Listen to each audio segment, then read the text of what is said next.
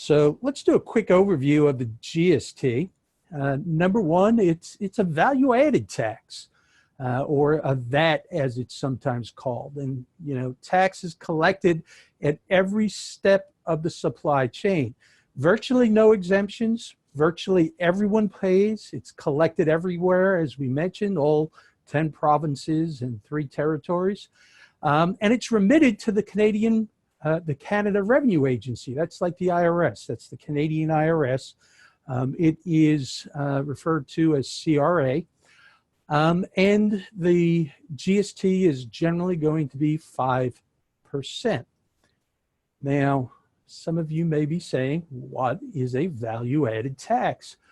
Now, a value-added tax is a tax on the amount by which the value of an article has been increased at each stage of its production or distribution.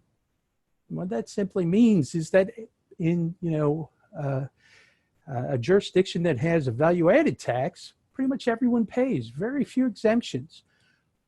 There are ways to prevent double taxation. For example, if you're selling to a wholesaler in Canada and you need to collect the tax, you collect from the wholesaler. There is no resale exemption. Now, the way to prevent that double taxation is for someone to take what's called an input tax credit.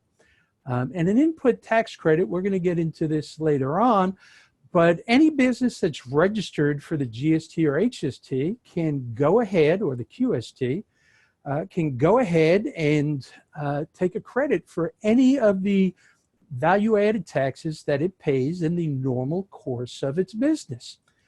And that's how they prevent the double taxation.